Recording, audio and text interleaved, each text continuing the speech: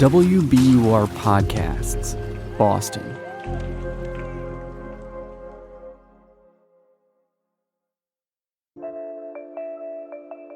So, Billy, I gotta ask you a question. When did you fall in love with hip hop? Oh, probably when I was about 5 or 6 years old. My earliest memories are probably from the late 80s, listening to like Eric B. and Rakim and LL Cool J and just seeing their music videos. My older cousins were really into it, so I kind of followed whatever they did. And I lived downstairs from them, so anytime they'd have on like Rap City or Yo MTV Raps, I would always just watch the music videos. That was my earliest recollections. Nice. I think for me, it was probably in the 90s. Love 90s hip hop. Yeah, it's a throwback there. I'm Zaninjor and Wameka in for Daryl C. Murphy, and you're listening to The Common.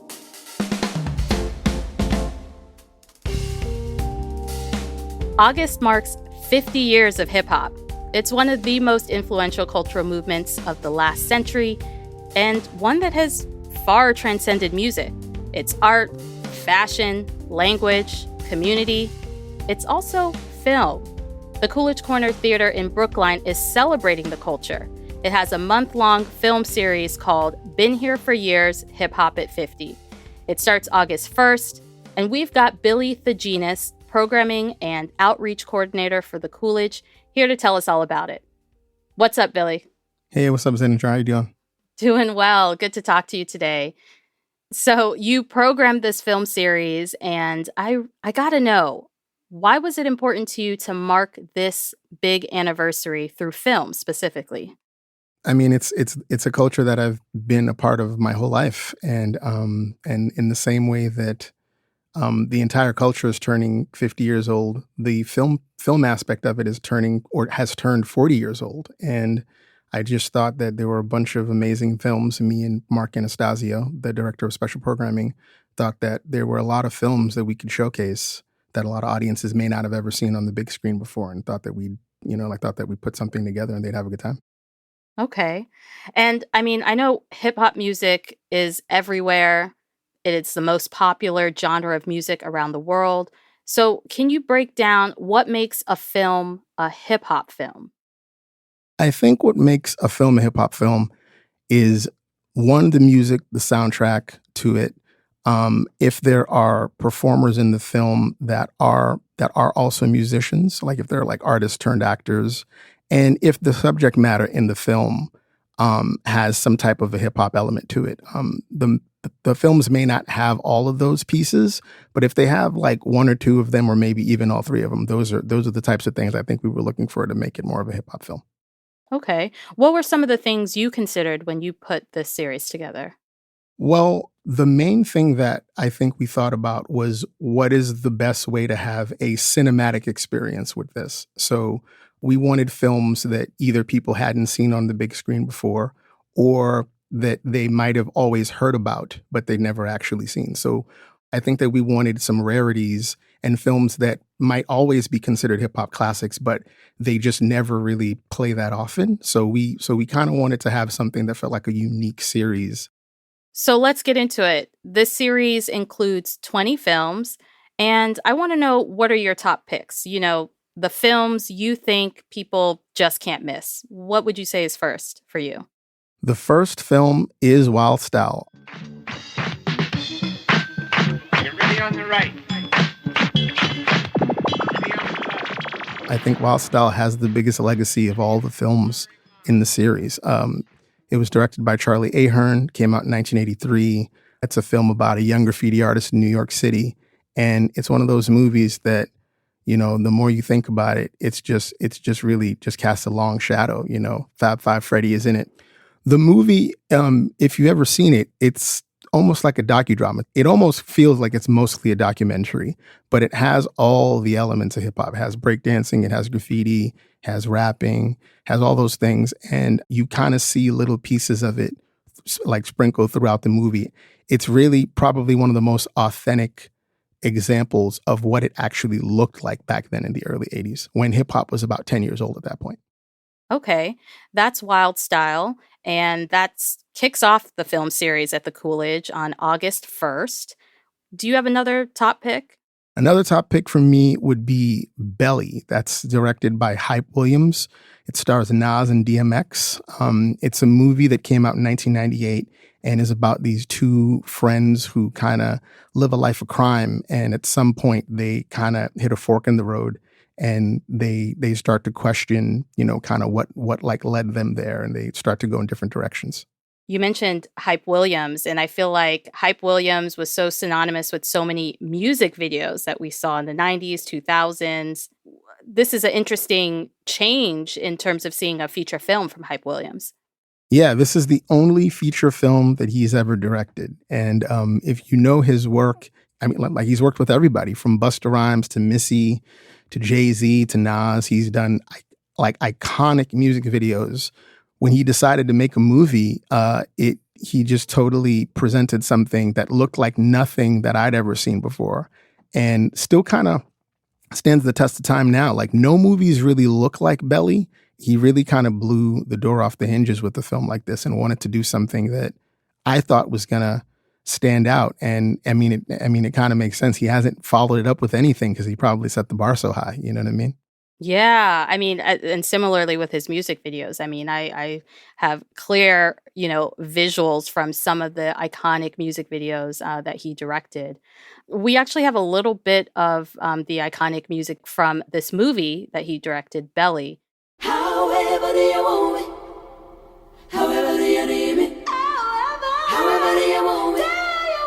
However do you need me? That sounds like such a throwback. Can you talk a bit more about the significance of, that music and what was captured in the film at that time? That opening scene is probably what hooked me immediately. That was a cappella of Back to Life by Soul to Soul. Huge hit single that came out in the early 90s. And the opening scene of the film, they're going through the infamous Tunnel nightclub. And it's this really amazing scene with like black light, and they have like these neon colored eyes, and it's visually stunning. Like it's a very captivating scene. It's just a really gloriously beautiful, rich movie. Okay. So that was Belly, which plays at the Coolidge on August 23rd.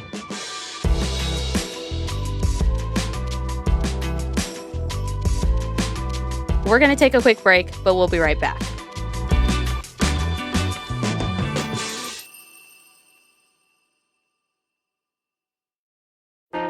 Politics has never been stranger or more online, which is why the politics team at Wired is making a new show, Wired Politics Lab. It's all about how to navigate the endless stream of news and information and what to look out for. Each week on the show, we'll dig into far-right platforms, AI chatbots, influencer campaigns, and so much more. Wired Politics Lab launches Thursday, April 11th. Follow the show wherever you get your podcasts.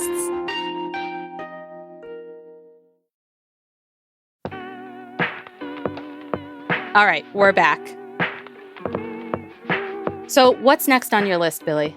Yes, absolutely. The 40-year-old version, that was directed by Rada Blank and stars Rada Blank as well. It's about a young woman who is kind of like at a little bit of a crisis in her life, and she taps into hip hop music and starts to write lyrics and just kind of starts to kind of reinvent herself. And it's a beautiful little, like a lovely New York story.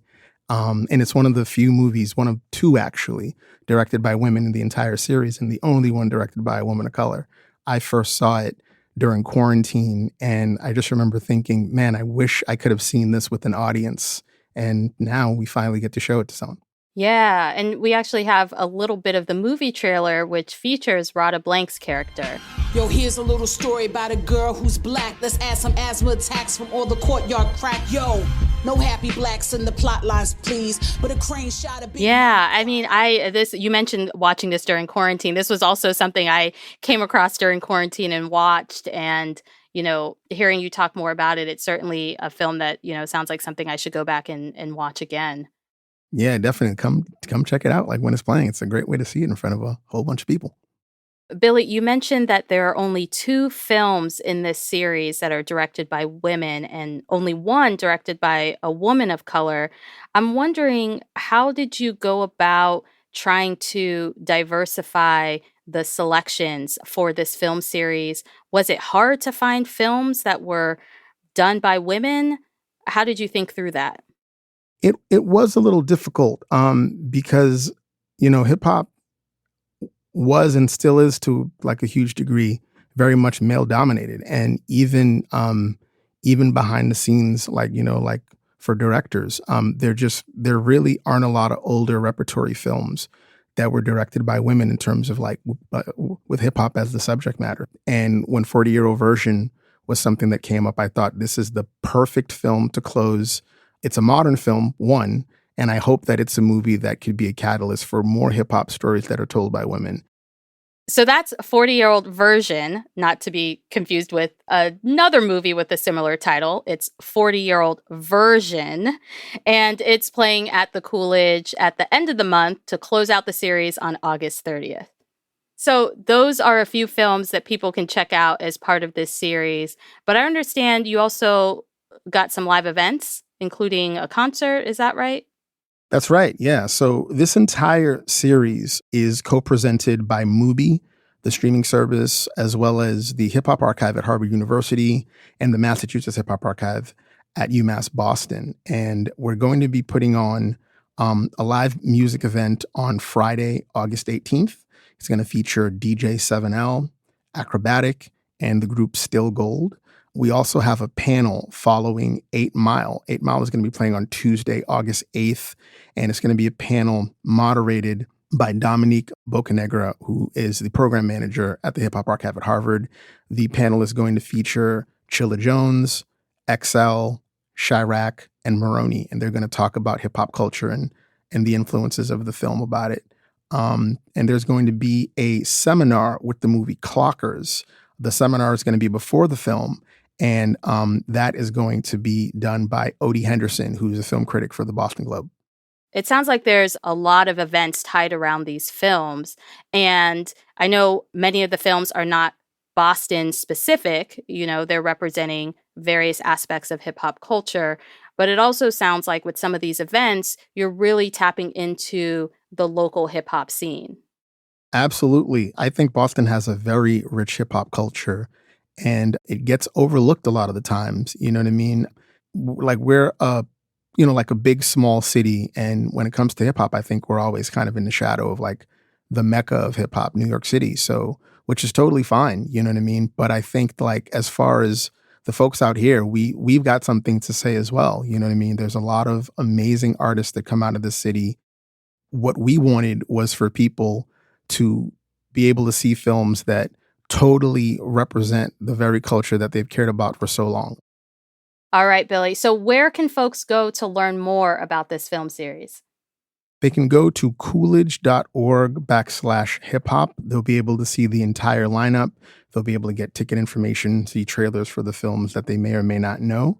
They'll be able to get information about the panels, about the Q&As, and of course, about the centerpiece of the entire series, the concert that's going to be happening on August 18th. All right. Billy, thank you so much for coming through The Common today. Thanks so much for having me. I appreciate it. That was Billy Thegenus, Programming and Outreach Coordinator for the Coolidge Corner Theatre.